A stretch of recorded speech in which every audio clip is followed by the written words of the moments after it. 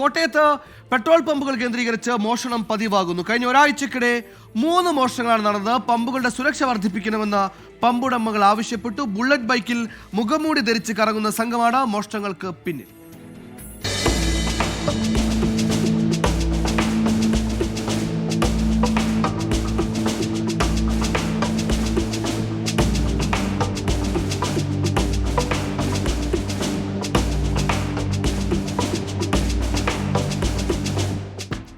കടുത്തുരുത്തി മുതൽ ഏറ്റുമാനൂർ വരെയുള്ള പ്രദേശത്തെ 3 പമ്പുകളിലാണ് മോഷണം നടന്നത്. കൂടാതെ മറ്റ് സ്ഥലങ്ങളിലും സമാനമായ മോഷണങ്ങൾ നടന്നതായാണ് പമ്പുടമകൾ പറയുന്നത്.